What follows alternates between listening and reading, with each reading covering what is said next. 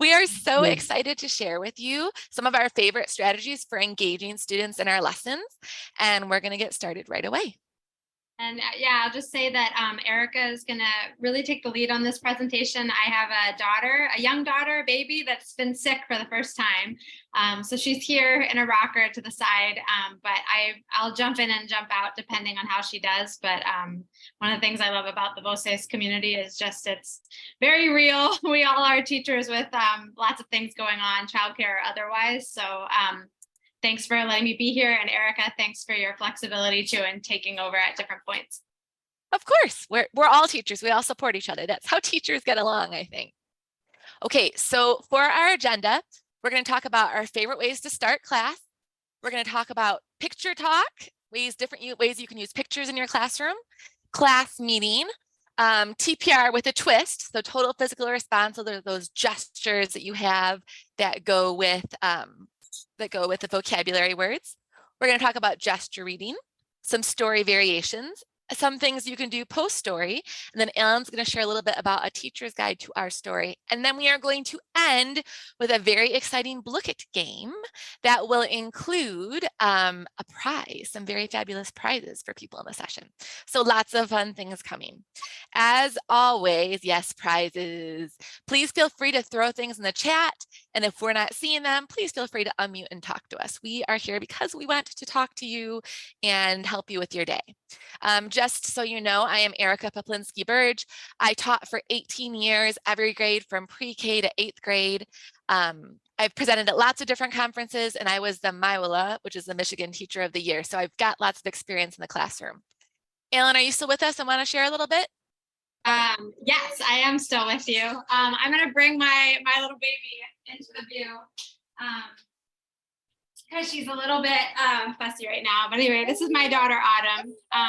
Adorable. Diagnosed with hand, foot, and mouth today. So, but my name is Ellen Lodge. I have been teaching for, I think, 18 years at this point.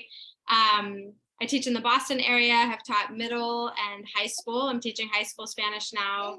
And I guess one thing to know about me is I was recognized by NAIS as a teacher of the future for creativity and innovation in the classroom. Just constantly innovating, constantly improving. Those are things that really matter to me. One of the reasons I really value conferences like this and the chance to share lots of ideas with one another. So I'm looking forward to learning a few things today myself, and let's get started. All right. So one of my very favorite ways to start class, and this is something that you could just throw up on the board that is related to whatever unit you're studying, is with an either or question. And I developed this during the pandemic when I was teaching 10 classes a day to 5 different schools, and my students would come in and they would not want to say a word. And so I started putting up these either or questions, and they were so fabulous at engaging my students that I carried it on into this school year when I went back into the classroom, and it was equally amazing there. So all I would do is I would look at whatever unit I'm doing, and I would post an either or question that would let me sneak in some of the vocabulary that was coming from the unit. So this one was, would you rather vacation by the beach or vacation by the mountains? Now, if I was in the classroom, I would just have my students raise their hand. That's one of my favorite ways to collect information. And I would go around and count in the target language. Uno, dos, tres, cuatro, till I got all the answers. Then I would go up and write in the board the number by the beach. And then I would do the same thing with the mountains, and I would go up by the mountains and write the number by the mountains.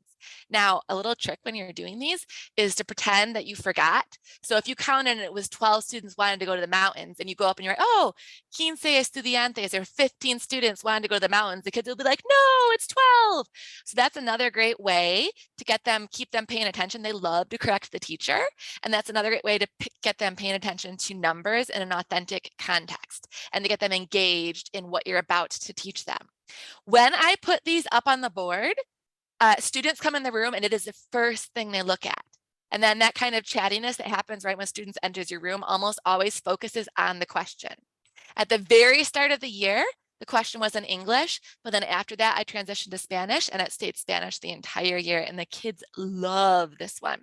So if you are on the screen, raise your hand if you would rather vacation by the beach. Raise your hand if you would rather vacation by the beach. 1, 2, 3, 4, 5, 6, 7, 8. I would say ocho, and I would be like really dramatic. 8 people like to vacation by the beach. And then I would do the exact same thing for vacation by the mountains.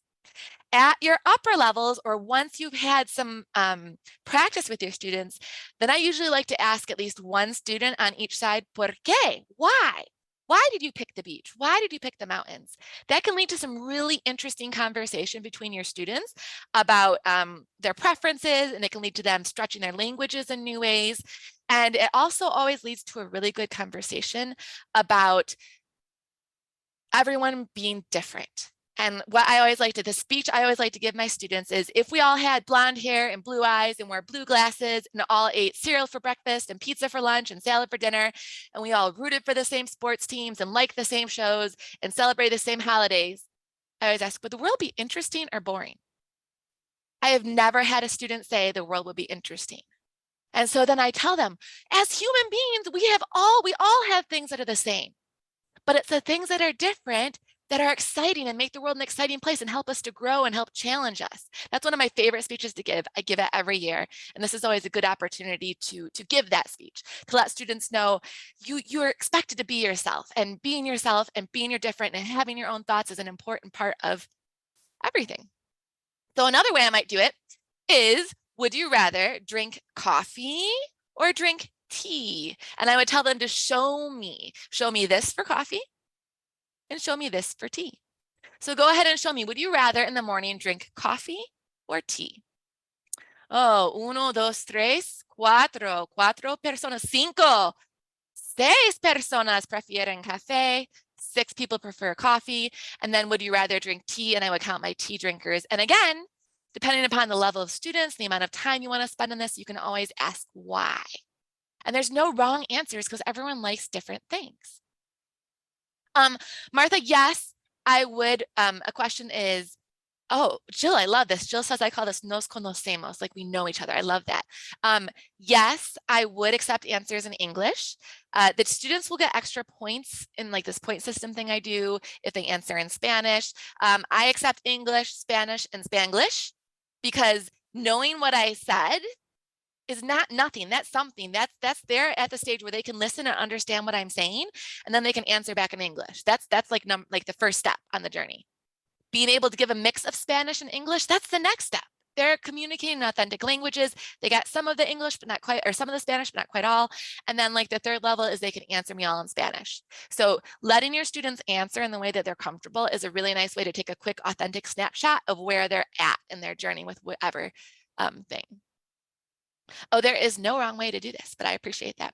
And when I was virtual, or when I need a quick answer, you could also have them do something like show on their fingers numero uno or numero dos. If you have number 1 or number 2, if you have a class with like really shy students or introverts, just having them show on their fingers is a great way for them to show their answer without having to like raise their hand, which can sometimes be scary for our kids. So put in the chat, would you rather be famous or live alone in the woods? And I see that someone wrote in the chat that they like to take an extra step and have them ask one another their preference. I love that too. But go ahead and throw in the chat, which would you rather? Oh, okay. So someone said neither. And what I do with my students is I have them show me 0 if they pick neither. And I didn't have any boths, but that reminded me when students want both, I have them show me a 3. So there's no wrong answers. You really get to know a lot about your students by asking them these simple questions. And I think I would say I'm a number 3. Sometimes I really love interacting with people. Like right now, I love being with other teachers and I love going to conferences. And sometimes I just want to sit alone with my book and not talk to anyone. And I go sit in my balcony and I shut the door and I pretend that my kids are not fighting with each other. One more that you can do, you can have a move posted by either, and you can have the students do the move that shows their answer or like the action. And so this one would be, would you rather time travel or teleport. And I would just tell my kids, if they can't put their hands behind their back like this pose in the time travel one, just put your hands like that. You don't have to do like this fancy thing. So that's just one other way you can do a slight variation that will really engage students and get their brains ready for what is about to come in the lesson. It's a super, super fun way to start your class, and I highly recommend it. As always, please speak up or throw questions in the chat because I don't want to talk too fast, which I tend to do when I have a lot of things to talk about. So this leads into, and that's great authentic number practice, our polls and surveys. In the Our Story series, when you get into all of the country studies, they get to learn a little bit about the country, and then they get to take this poll where they are going to share their opinions about each thing. And I'm sorry, Ellen, if you have any things you want to add to what I'm saying, make sure you jump in. I don't want to cut you off, but I know you have the baby, so if you're with the baby, that's fine too. So in this one, the students were comparing Chile and El Salvador, and they got to learn different things about the countries, and then they got to go through and vote for would they like rather visit the desert or Easter Island. And if we were to continue down the page, there'd be questions like, would you rather eat this or that? Would you rather try this or that? And again, at the lower levels, they're in English. They tend to change as we get into the upper levels. And it's one more chance to practice authentic language and authentic numbers in the target language. You could even open up this poll and have students predict which answer is going to win. Who do you think is going to win? And then go through and mark that down and mark those numbers down. So this could be a poll that you do in 2 minutes and just throw out there for your students, or it could become a whole thing. Like you could show the poll and say, which country would you like to visit? And you could have students make a guess as to which one they think they will win on like little whiteboards. And then you could compare those numbers. You could go ahead and do that with any of the questions. And then when you reveal the answers, it's kind of not great on mine because I took this survey by myself. But if you were in the class, you would get to see all of the students' answers. And again, another chance to practice authentic numbers. You could ask the students why on any of these. And anytime you ask the students why, you're going to learn really interesting things that will be helpful to class. And on the whys, you could even have them write down their answers to the whys and give it to you. That way you have a chance to read it at a different time. Now, any questions about the polls before we jump into the brain a little bit? Okay, I'm big into the brain, so I always have to talk about it a little bit. This building of community that we've already done with the either or questions and with the polls is super critical, and I want to just take 2 minutes to tell you why. In our brains, the amygdala is in charge of our freeze, fight, or flight reaction. When it's activated, new sensory information cannot pass through it to access the memory and association circuits in our brains. Social pain and physical pain actually activate the same centers in the brain. When we don't feel like we belong, are in a state of stress, or are afraid of being wrong, we cannot learn as well. This blew my mind when I learned this. The only difference in our brain between social and physical pain is that with social, so both the part of our brain that tells us how much something hurts us is the same. It doesn't matter if it's a friend telling you you can't sit with them at lunch, or if it's an elephant stepping on your foot. The part that tells you how much it hurts is the same. The only difference between social pain and physical pain in our brains is that if it's an elephant stepping on your foot, a second part of your brain lights up to tell you to move your foot, tells you where in your body you're hurting. They actually did a double-blind study, which I'm not going to explain just because of time, and found that ibuprofen helps dull social pain. And that's because it's the same exact center in your brain that's impacted. So the old saying of sticks and stones may break my bones, but words will never hurt them. Words hurt. And so taking the time to build up that classroom community, to make the kids feel safe, is a really important part of what we do scientifically. This is called the affective filter by Dr. Stephen Krashen and others, and it's defined as a period of an emotional state of stress in students during which they are not responsive to learning and storing new information. And it says students, but it's really all human beings. It's so important that our students feel good because they simply learn the best when they do. Anna, I think your hand was up because of the poll I was doing earlier. I just want to make sure you don't have a question, do you? I'm going to guess no by that weight. So I'm going to go ahead and lower that hand so I don't worry about it. Okay.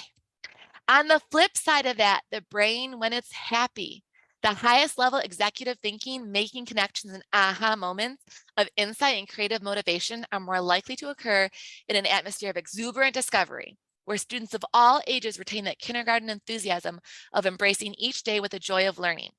Positive motivation impacts brain metabolism that increases executive function and attention. In other words, dopamine, which is released when we are happy or do something rewarding, helps the brain learn more and retain it better. So if the kids feel good in your class, they feel like they belong, if they feel like it's okay to take risks, they're going to do better. That's just the way our brains work. It's the way all of your brains work. Mine too. Class meeting is one of my absolute favorite ways to build up that community in class. It is featured in Primaria Una, but you could do it at any level. And in fact, I did it with all of my classes from pre-K to 8th grade. SEL is social emotional learning. There's a lot of acronyms, so don't even feel bad about that. Someone asked in the chat. So class meeting is my way of getting kids to see each other as human beings, but it also builds up lots of really, really important language. And I'm going to show you how I did it. I will tell you that I had students whose parents many times over the years tell me that they do class meeting at home every night because that's how their family started sharing. So it's something that my students actually take home. And Lorena pointed out in the chat that Dr. Krashen also said stories are a great way to support empathy. And that is true because when you're listening to a good story, and I'm going to try not to go off on a brain tangent, but when you're listening to a good story and you're in that state of flow, like if you've ever been in the middle of a great book in the middle of the night and all of a sudden you look at it's like 4 a.m, that means you're in this state where you're almost like living the story. So it is a great way to build empathy and to build that like connection between our students. Okay, so class meeting. What I do, and this is with my littles, and I'm sorry that that's so dark. I thought I changed the color on all of that. Let me give me 1 second. This is the way I do it with my littles, and I'll explain how I do it with the older ones, but I just wanted to show you at the beginning. Okay. So at the very beginning, we sit all in a circle and I have a stuffed animal that we pass around. With older kids, I would just have them sit in kind of like a U shape and we just go around the circle. And I'll say to them, ¿Cómo estás? Which in Spanish, if you're not a Spanish speaker, is how are you? And they just show me with their face, happy, sad, or mad. Then they can show me any of those. And I say the words for them. Oh, Jill está feliz. Oh, Vanessa está triste. And we just do that that's all we do at first. Happy, sad, and mad. The first time someone says they're mad, I go, oh, tengo miedo. I'm scared. And that's how I add that one. Very quickly, your students will start saying, oh, I'm tired. Oh, I'm hungry. Oh, I'm excited. And as soon as the students ask for those words, I add them. And this is how I do it with the littles. I have them sit and we just talk about it with the real littles. But with the older kids, I used a slide, and this is what they had on their slide at first. Within a month and a half, our slide went from this to this. Like a whole huge set of class vocabulary the kids understood, could share, could authentically exchange information in the target language. Now, I do ask my students when they had big emotions, like they were excited, they were mad, they were sad. I always ask, why? They are allowed to say it's a secret because some of them want to share that they're having a hard time, but they don't want to give the reasons why. And that's a great way for them to share that and for their friends to know, oh, they're in a bad mood because of something else that's not me. So again, it builds empathy for that student that's struggling, but they don't have to share why. You will hear some amazing things about your students in class meeting. I have rejoinders for a lot of the things they say, and rejoinders are like things your students can say back to you. It's teaching your students to talk back. And Ellen, I'm going to explain the ones I use for class meeting, and then if you want to jump in with some of yours. So the ones I use for class meeting is if the student says they're sad and I say, why? All of this is happening in the target language. And they say, oh, because I had this tiny paper cut. What I say is pobrecito or pobrecita, which in Spanish is just like poor you. I did this for a few years, and then I had a student raise her hand and say that she was sad. This is a kindergartner because her mother had just died. Now that's a heavy thing. And this child needed to talk about this almost every class for a while. And I didn't feel like I could just say, oh, poor you for this kid because she had this real struggle she was wanting to share with the class. So what I developed was I would go un abrazo, and the whole class would do that. We would do a hug. We just do a hug and then sparkle finger the hug towards a student. I will tell you kids all the way from pre-K to 8th grade would share heavy emotional things in class, and never once did I see a kid not have a reaction to that, even if it was just like you could tell that they felt that their classmates cared about them. And that was what they needed at that time. So that's a really big one. When they said something like they were excited and I said why, and they said something like, I have a karate tournament or a gymnastics thing, one of the words I had to teach my students was ball. So we would make a ball of luck and throw it at the student. The whole class, I would say, make a ball of luck and throw, all in the target language. And the student would either catch it or they would fall out of their seat. They usually fall out of their seat because they think that's hilarious. But again, another great way of like building this communication between the class. For congratulations, we just do felicidades, congratulations fingers. And for angry things, inhale and exhale. These rejoinders are not currently included in VOCE. Someone just asked, but we are potentially looking at doing something like that along the way. It's one of our someday projects. We have a lot of those and we're a small company, but it's something we hope to do. Ellen, you want to jump in? Yes, unmute. So yes, I would say rejoinders are something someone put in the chat. Like, I'm just learning how to use these and it's been really helpful. This is something much like the emotions that from the very beginning of the year, I'll have a big post-it paper.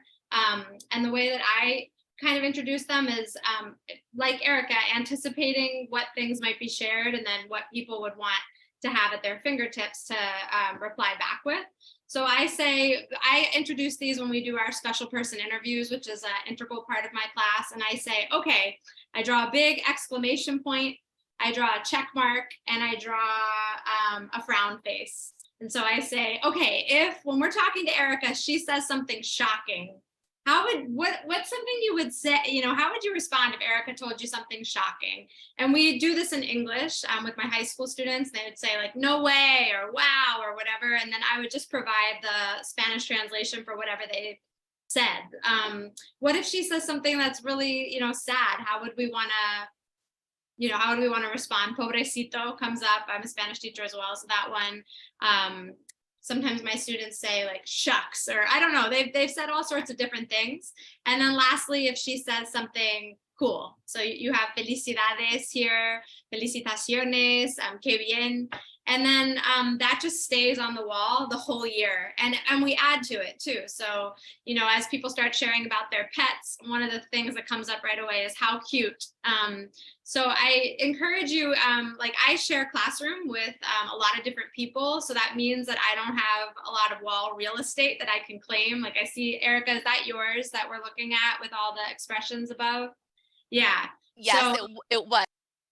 if you're like me and you're moving into different rooms, like I think I taught in a psychology room and a history room at one point, I just have these Post-its that I tack up to the wall when I get there, and then I peel them down and I bring them to my office. So there are ways that you can, incorporate these things, even if you have limitations, and definitely providing the structure, providing the anchor that students can look at. Will encourage them to respond much more than just walking in and saying, ¿Cómo estás? They'll really appreciate having something they can refer to.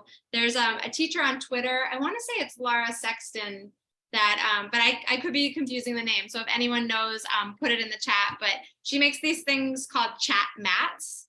And they're just like laminated infographics that have this type of stuff. So, you could make your own without having to specifically I think it's Bethany Drew. Bethany Drew, yeah. There's someone active on Twitter that's doing it.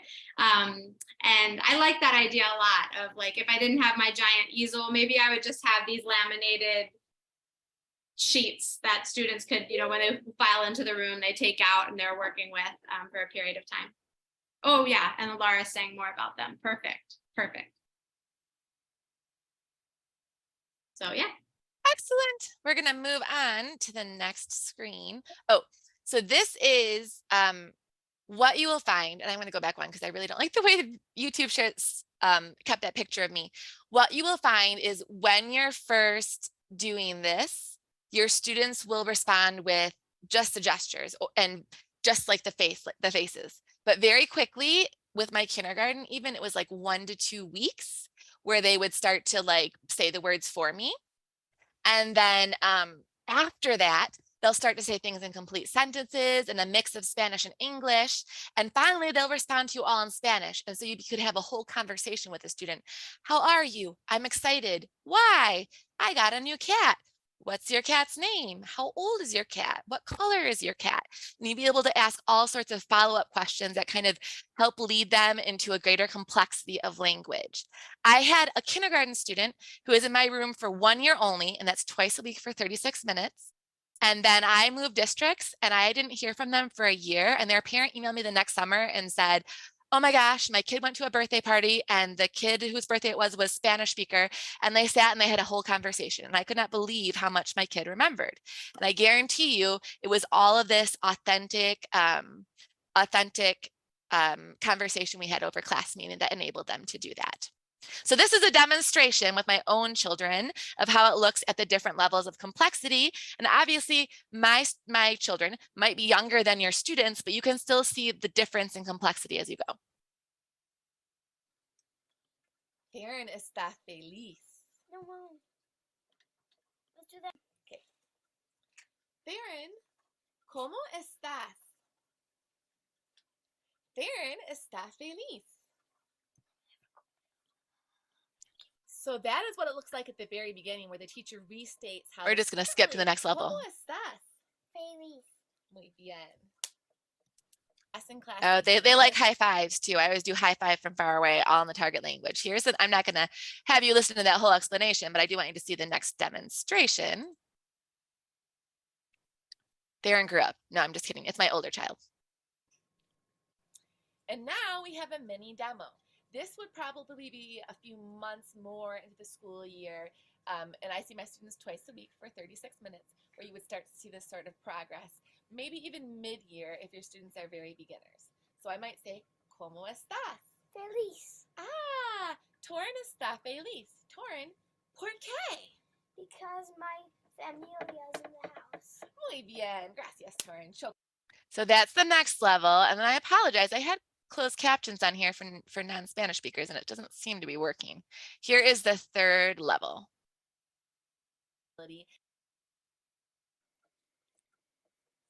¿Cómo estás? Feliz. Ah, ¿por qué? Tengo una gatita. Una gatita. ¡Qué chévere! Y ¿tu gatita es pequeña, mediana o grande? Pequeña. Oh, qué preciosa. ¿Y cómo se llama? ¿Se llama Bob? Star. Ah, se llama Star. La gatita se llama Star. ¿Y de qué color? ¿De qué color es Star? ¿Es azul? No. Negro, and I forgot to say orange in Spanish. Negro y anaranjado. When you talk about yourself, it lights up parts of your brain associated with reward, just the same way as eating chocolate. You will be shocked at how quickly your students are able to advance their language because they want to talk about themselves. They want to share with you. With the old, Martha says she uses plastic inserts. Ooh, students write with an erasable marker. That's a great idea too. With my older students, I was making these like, how are you scales? So that way they could show me with their fingers how they're feeling. It kind of lowers the affective filter. And then to make class meeting move more quickly, I would have them just raise their hand and answer so that I kind of put a time limit on it. And for the students who didn't get to answer, I'd have them just show me on their fingers which one they were feeling that day. So I kind of knew where everyone was at. And eventually I even had my students make their own how are you scales, which they super loved and were very good at. So these are just different ways you can kind of apply this. Now, listening to these authentic conversations is a super great way to know where your students are at just with a conversation. If you say, how are you? And they're like, my name is Bob, you know that they didn't understand the question and they've not started to comprehend. So in my book, that would be like, I would just have all the students' name on their sheet. That would be a 0. If they could respond with one word in the target language, like if I said, how are you? And they said feliz, or they said happy, even in English, that's a 1 to me. They know the question, they know how they're supposed to answer, so they're understanding and they're able to give me a very limited response. A 2 is they can respond with a couple different things. So they're not saying just feliz every week, they're saying happy, sad, mad. They're giving me a variety of answers. A 3 would be they can respond with a variety of words in the target language and they can answer some follow-up questions in either English or the target language, so they're ready to extend their discussion a little bit more. And then finally a 4 in my book was they can respond with a variety of words in the target language, and they can answer follow-up questions in the target language. This was a super great way to figure out where my students were at, but also low pressure for them because they didn't even know that they were being tested. It was just a picture for me of where they were at in complexity. Total physical response. Alan, were you going to talk here or did you want me to keep going? I think you can keep going here and I'll jump in if something strikes me. Excellent. Okay, so total physical response is tying a gesture to the new word that they're going to learn. In Voces, we have supplied gestures for you.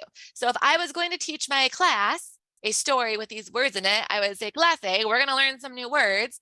And I would say, mascota is pet. And I would say, everyone show me mascota. And I would have them all show me mascota. And then we would go on to the next one. Contenta is happy. And I would do happy. And we would all have the students all do it. And we would go through it and do that for every single gesture on here. Then you could kind of mix it up. You could say, show me a cat or a pet that is happy, and have them try and, do both at the same time. You could have individual students do it. You could have students move around the room, move to different places in the room. Like you could say, Alan, go to this corner and show me pet.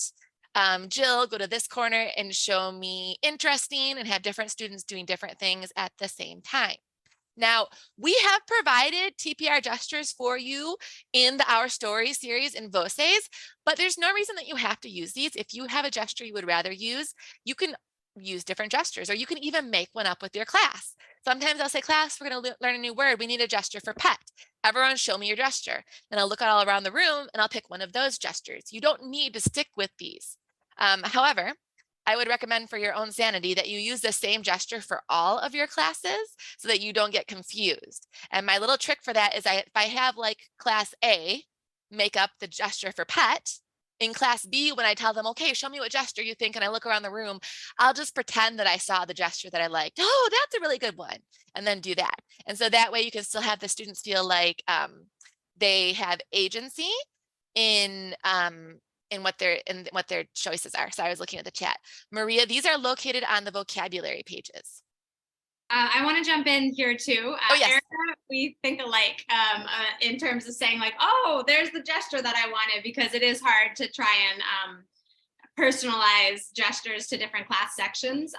For a twist on this, I would just add that in my class, I sometimes pair with a sound effect.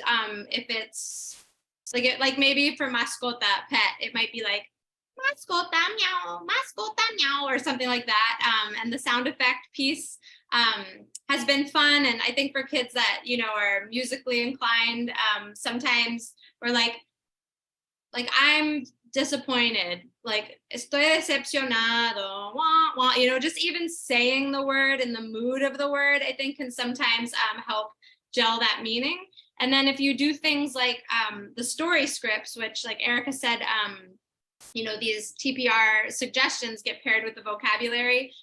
If you use the story script, which is another aspect of the drop-down menu and all of our Voces titles, then sometimes like adding sound effects in when you're doing a class script is just another way to create that levity and that buy-in from your community that,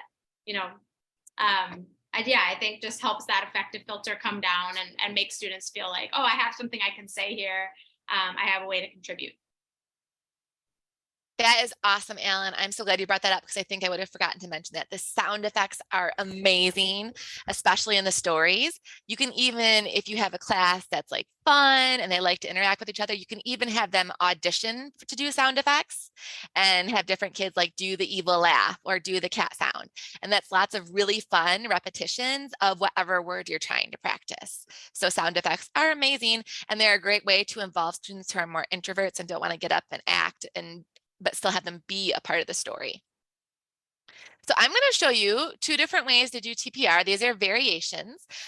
This, again, they're little kids, but it will still give you an idea of what it looks like in an actual classroom. This is kindergarten on the third day of school. And what I did was I took a dragon, a unicorn, and a monster, because those are all cognates. And I was like, telling them they have to be detectives and figure out what I'm saying. And I held up a unicorn and I said, unicornio, unicornio, what do you think an unicornio is? And then I had them all shout it at me. highly recommend always defining cognates because not all students in your classroom will have English as their first language, and something that might be super obvious to someone who speaks English as their first language won't be as obvious to someone who speaks like Mandarin or German as their first language. So even if it seems obvious, define the cognates. So I put the unicorn, the monster, and the dragon at one place, at different places in the room, and then I labeled the bathroom and taught them the word baño. Kindergartners need to know that word right away. And then I just was telling them go to, go to, go to. So this is just another way you can do total physical response. Clase, oh, pero no toques, no touching. Va a el baño, el baño.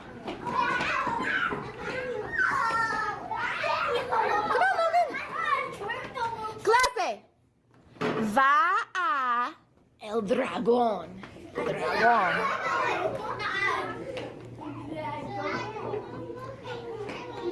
Clase, va a el unicornio. Va a el monstruo.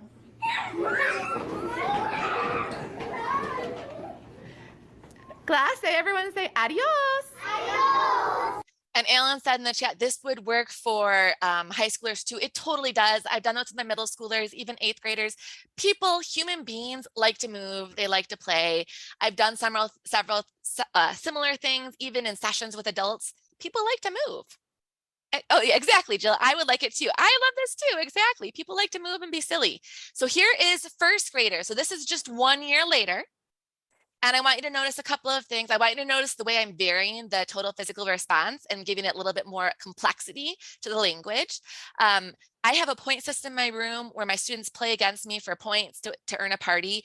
And at one point I heard a kid counting in English, a kid who I know can count in Spanish. I would not have given myself points if it was a kid who couldn't, but he definitely could count in Spanish. So I gave myself a point. And he actually argued with me in the target language. And I was so impressed that he argued with me in the target language. And then the other things are, I always do call and response to get my students back when they're being noisy. And when they were in kindergarten, I did clase, and it was CC.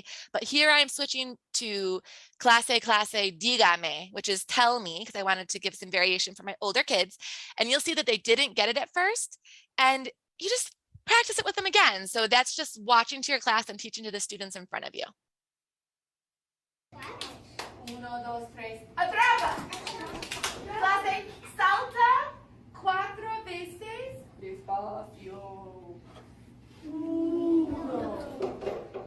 2, 3, 4. Salta 6 veces rápido. 1, 2, 3, 4, 5, 6. Clase, oí, I heard. 1, 2, 3. No inglés. Puntos para profe. Otra vez. Necesito 1, 2, 3. 1 punto para profe. No, 2 puntos. Otra vez. 1 punto para profe. 2. 6 veces rápido. 1, 2, 3, 4, 5, 6, para. Clase, escribe. Escribe. Escribe tu nombre. Escribe el número 5. Escribe en tu mano. Escribe en tu pie. Escribe en tu otro pie. Escribe en la cabeza de un amigo. Escribe en la cabeza de un amigo diferente. Escribe en las cabezas de 2 amigos. Clase. Dígame. Clase. Para. Camina. Clase, camina como un abuelo o abuela. Now we define that not all grandmas and grandpas walk with canes. It's just an easy way to see that visually, and the kids like to be silly. Clase. Oh, no inglés. Camina como un jaguar. You get the picture, so I'm not going to make you finish the whole video. It's a variation on total physical response. It's a different way to do it that has the kids moving, that increases the complexity of the language, all at the same time. And Jill, I got a lot of that energy from coffee. Now we're going to talk about different ways you can use these phenomenal pictures that are all over Voces, because we have a lot of incredible and beautiful pictures. And Alan, are you ready to talk about the pictures? I believe that was going to be your topic. Yes, I'm ready to talk about it. So this is a picture. So initially, Justin was going to do this presentation, and this was a picture that he dropped in. Erica, are you saying this is a picture that's in one of the Voces titles? Yes, yes. This picture is in, I think it's Nuestra Historia Una. Okay. So yeah, so there's a lot of pictures and media that are already embedded into the book. How I tend to do picture talk goes back to something that we were saying at the start of this presentation, which is that students like to talk about themselves.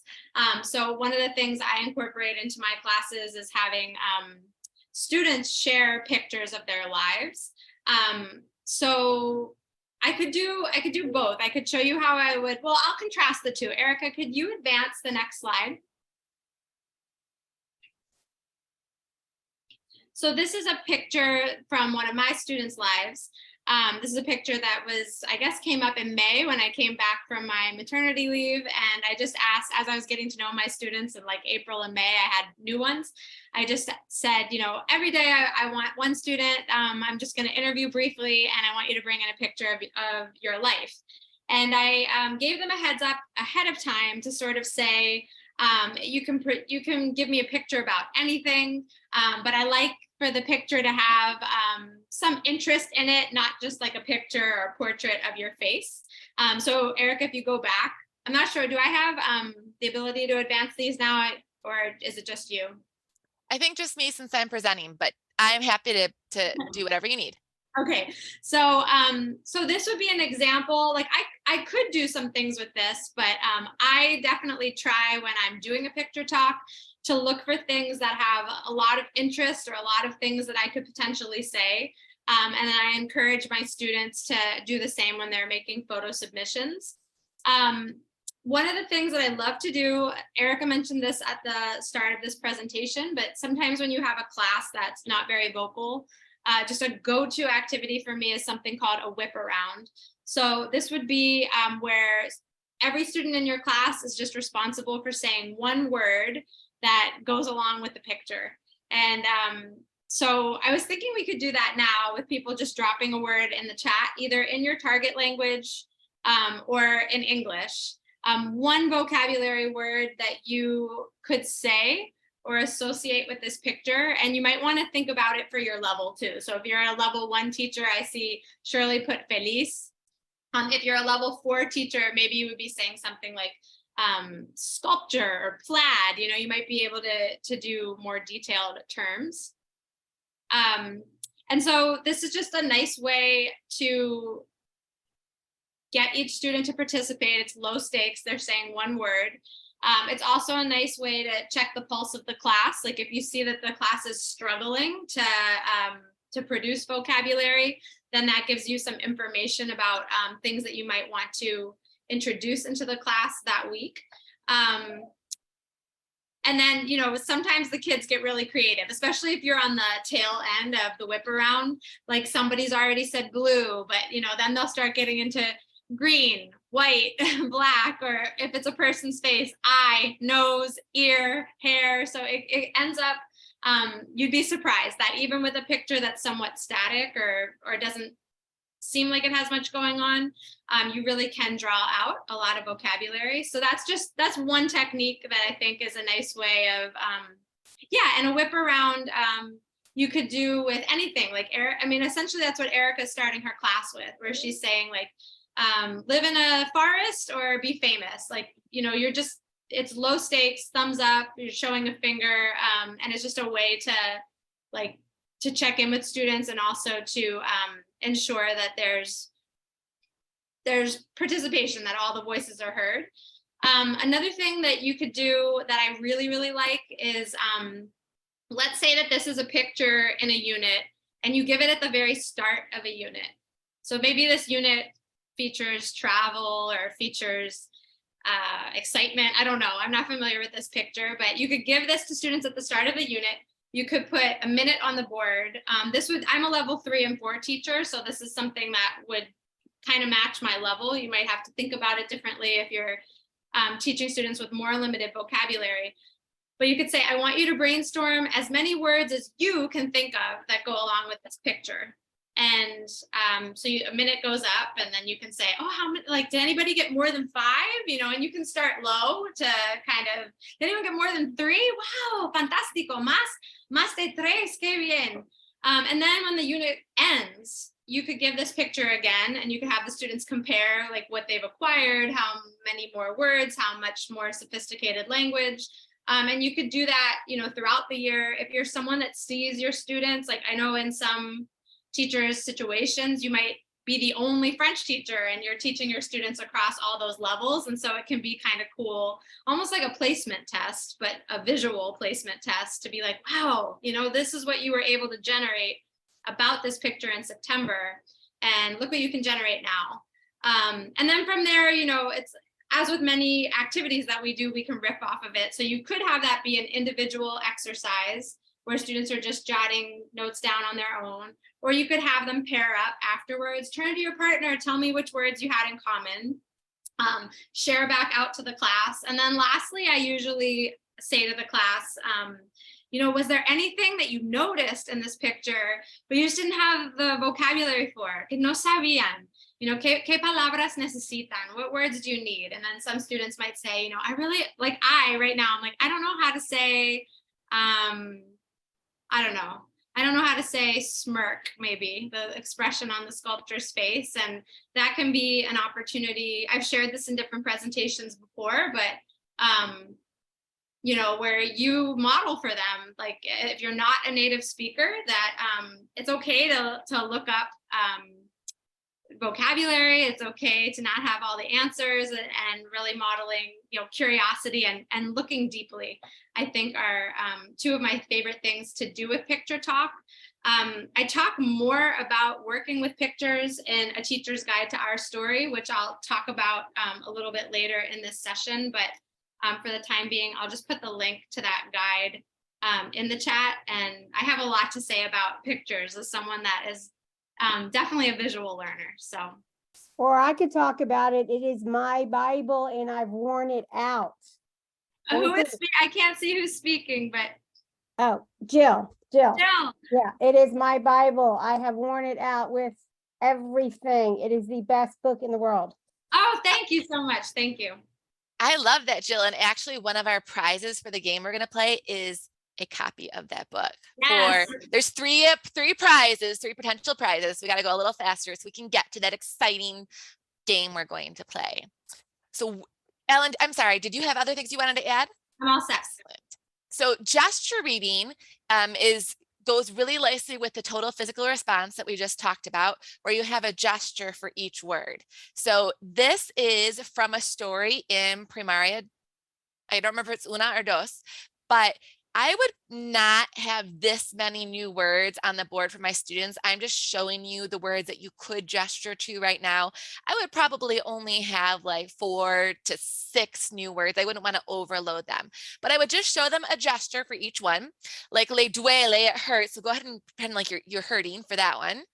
Necesito, I always do this one because it's American Sign Language and I couldn't think of a good one for necesito. I need. Oh, thank you, Melissa. That's from Primaria Dos. I should know that. Levanta la mano is raise your hand. Tengo, I have. Tiene also has. And then for the body parts, I would just point at el brazo, la pierna. Mucho would be a lot. La corita. And then for colors, I would just point at them. Now, this is more words than I would introduce in a single session, but I just wanted you to show you the words that could potentially be introduced. And during the story, what I have my students do during a gesture reading story is they're going to just act out the story. And every time they hear one of these words, they have to do the gesture. And it's just a way of helping them key into the words in the story. I also have sound effects in my story. So if I'm in a story and I go like this, my students all say, ah. If there's a problem in the story, I go like this, and my students go dun, dun, dun. So we have common sound effects that I add throughout the stories, as well as I would have specific ones. So like le duele, I would say, who can make a good sound that shows me it hurts? And then I would have a student volunteer do that for me. I'm not going to demonstrate it just because we don't have enough time to do that, but I would definitely have a few sound effects that would be coming from my students in this story too. So here's the story. So I'm going to show you what my students will be doing. I would say, Tito está en la clase. For non-Spanish speakers, Tito is in the class. Tito tiene, there's that has, because that one's a hard one for kids to get, un problema. And every time I say problema, I go dun, dun, dun, and my students do it with me. Tito levanta la mano. So you're acting this out, and your students are acting out with you, and they're getting the words in their head. Maestra, tengo un problema. Dun, dun, dun. Me duele el brazo. Me duele mucho el brazo. Kids will be doing this right along with you, and you could look around the class and see who knew the gesture and who was like kind of lost and looking around the room. And you can kind of take a quick read for where your students are at. I would proceed through the whole entire story that way with the students doing the gestures for it. We have in Primaria recordings of these as well. So you could even play the recording and have your students do the gestures with the recording as they listen to it. So it's great extra repetitions that make it slightly interesting for all of your students at the same time, and helps them tie the meaning to the action in their head. Something you could do, and we're just speeding through the story because we're a little short on time. Another thing you could do with this exact same story, you could tell the story once, you could do it once with gesture reading. And then what I would do is I would break the students up into great groups of two. One would be Tito, one would be the teacher. And I would say, okay, number one, you're Tito, number two, you're the teacher, and both of you act out the different parts. And I would narrate the story and see all of my students acting it out at the same time. And again, this is a great way for me to take a snapshot of where the students are. If they know what to do when they're acting out the story, then I know that they're understanding. If every time I say something new, they look around like, oh, what am I supposed to do? Then I know they need some extra support. So that's a great way to kind of see where your students are at. We do also in the Resource Center in our titles have these amazing comic strips. I talked about this a little bit in my session earlier, but I'm going to talk about it again very quickly just in case anyone was not there. There is a six strips or 4 strips, like 4 boxes. And these work for students of all levels. Very beginner students, what I do is I print one copy, I write the story in for them, and then I copy this for them with the words on it. I give it to the students and they draw the pictures. Again, I can see how much they understand. The next level up, I would write the story with some missing words and I would give them a word bank. And then they're just plugging in the missing words and drawing the pictures. The next level up from that is students write the story themselves and draw the pictures. And then one more level up from that is the students write the story themselves, draw the pictures, and I'll tell them change 3 key details.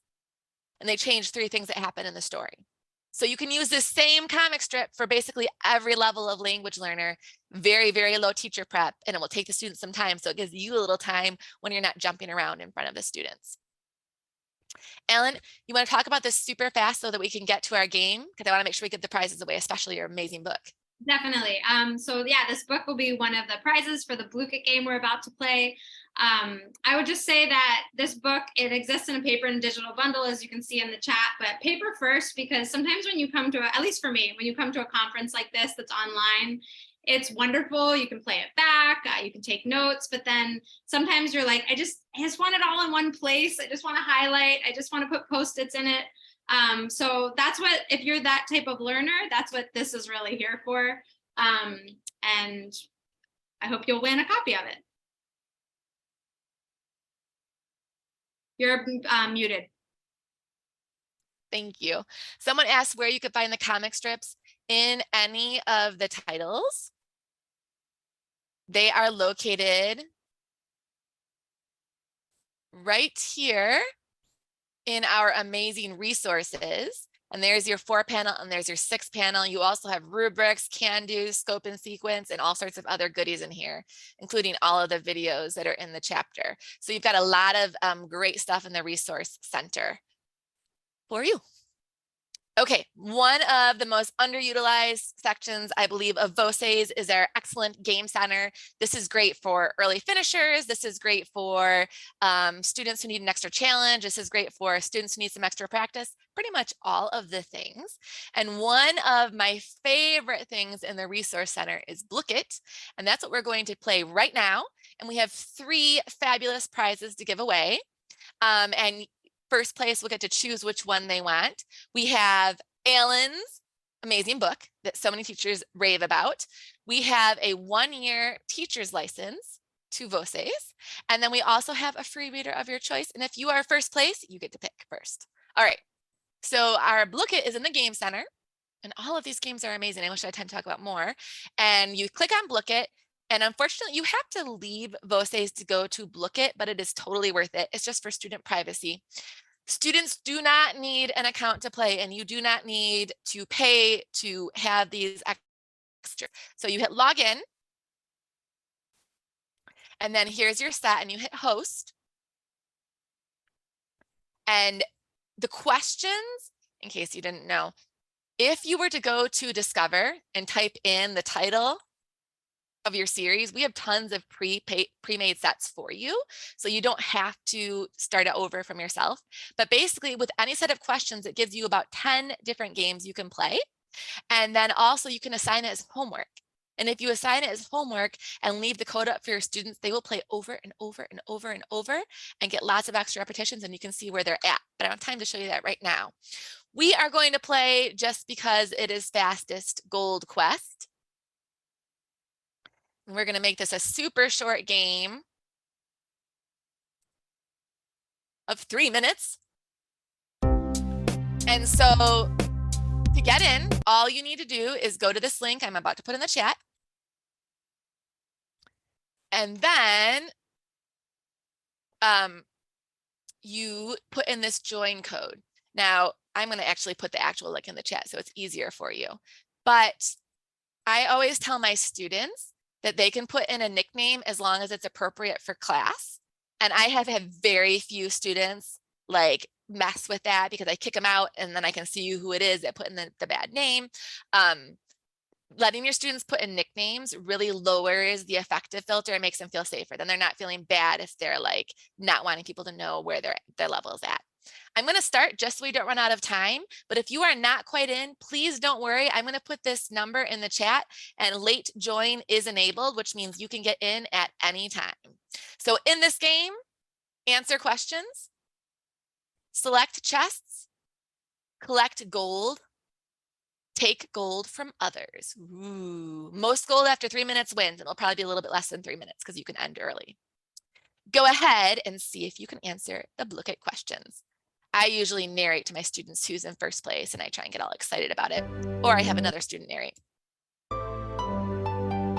Ooh, we just had some gold stolen. Cindy took 3 gold from Susan, and you can narrate this all in the target language in class 2.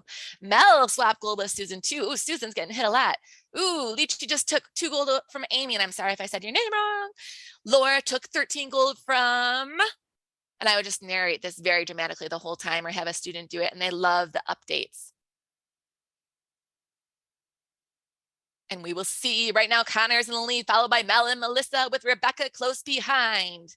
I usually walk around the room and I help students that need help, and I play along on my phone. And then any student that is like the lowest, I always swap. So if I get a swap gold and I have like the most points, I always swap it with a student that's in last place to kind of give them an extra boost. They love that. And I'm going to only let this go for about 10 more seconds so we have time to finish up.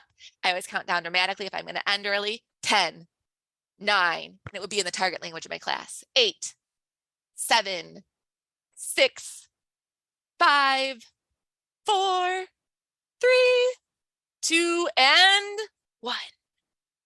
Final standings. We have Cindy in 3rd place with Laura in 2nd place and Melissa in 1st place. Woo! Is that Melissa from VOCEs? Or is that a different Melissa?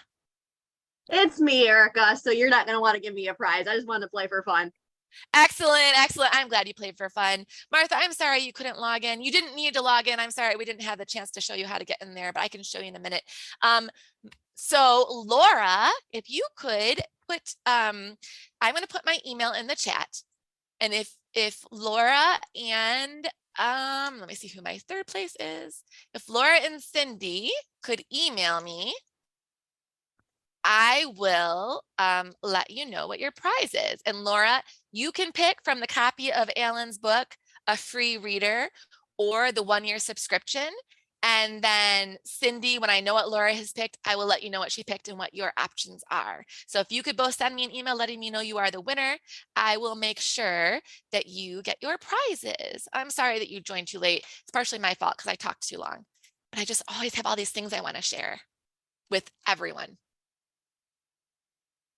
Oh, trivia night code. There is a trivia night code. So if you missed it later, remember there is a big competition for trivia night. The code is music, MUSIC. Alicia asked what game you would recommend for a sub day. Alicia, I would say Look at Kids will play that the entire class, especially some of the modes. Pedro's Adventures in Spanish is also super fun for your older students. I may have played it after work one day. The training options, just so you know, we have free virtual training, which is ideal for VOCE subscribers. We usually do a webinar every week. And let me send you the trivia link. We do a sorry, not every week, every month we have a webinar, and then we have lots of other great free virtual trainings that we try to bring for our subscribers. And then we have a giant amount of trainings in our training library. So if you go to the training library, which you can get to from the VOCE's homepage, you will see a plethora of free and interesting trainings. We also have paid trainings. It says virtual, but we also do in-person trainings. So we can come to you or we can train you over the web, and we are happy to support you. One last thing is we have it's kind of like summer camp for teachers, which is a CI summit. It is in Philadelphia. I will tell you, these are amazing. I'm putting the go for the trivia game in these are amazing. Oops, did I just put that? No, okay. These are amazing because you get to talk to and interact with all these teachers you've been learning from. I didn't go to a conference till I was 10 years into my teaching career. And I said to myself, I'm going to go this once and never again. And by the second day, I was like, how do I go next year? And I have never stopped going to the conferences. As language teachers, we often work on our alone, on our own, kind of isolated. And there's just such an amazing thing about being with other language teachers. If you are, it's only what the music code today. It was an accident that was released early. So if you already got that in, you are good. And finally, these are our emails. It takes a village. You are not on your own, and we are here to help you. Please, please reach out if you need us. We want to help you. We want to support you in any way that we can. And this is my favorite quote to end on. Education is the kindling of a flame, not the filling of a vessel. You're all kindling many flames, and we really hope that VOCEs in this session helps you do that. Ellen, do you have anything else to add? Because I talked a lot. No, thank you so much. That was a really fantastic session, Erica, and I'm happy I could join in and add some additional support. I am very grateful that you were here. If you have questions, you can throw them in the chat. Otherwise, thank you so much for being here. Have a wonderful rest of your day and hope to see you tomorrow.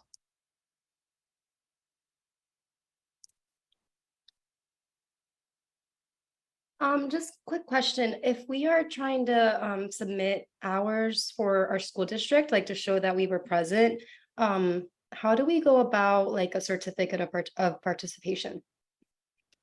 Erin, are you still with us? Give me just 1 second. I want to make sure I'm giving you the right answer on that, okay? Okay. I just want to double check. Sorry to keep you a little bit. Oh, no, this is what I'm here for. One moment. Erica, your presentation, it put my baby to sleep.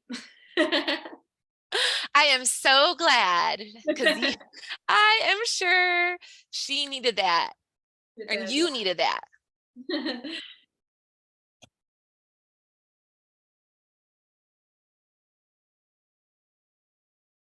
One moment. I just put it in my work chat so that I can get that answer quickly. I know I have it somewhere in a document. I mean, I'll be attending tomorrow too, so I'm not in a hurry. I didn't know if we needed to do anything today in particular. I know last year they had us fill out like a Google form the same day that we attended. Excellent. Yeah. Hi. I just This is- got the answer. Oh, I'm sorry. Am I cutting someone off? No, I was just going to read my email that they sent out this morning saying August 4th. Yeah, and it says everyone will receive one automatically. So you will all receive a certificate automatically. And they will be beautiful. And yes, 10 a.m. tomorrow. And whether or not they give you teacher credit, I think depends upon your district and what. I know in Michigan, it just like we have to like, because I'm in Michigan, you have to like get it approved by your district and then add it. So I'm not certain for Ohio, it's probably state specific, state and even district specific. Just like a certificate stating that like I attended is all I need. Yes, you will get that certificate. Everyone will automatically get one. Okay, perfect. Thank you. No problem.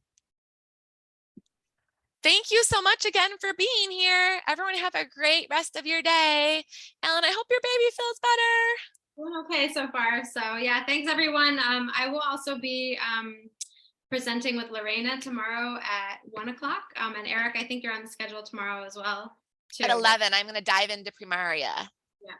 So hopefully see some of you again. If you like some of the ideas here, we'll just build on this theme. Exactly. Have a great rest of your day, everyone. I love spending time with all of you.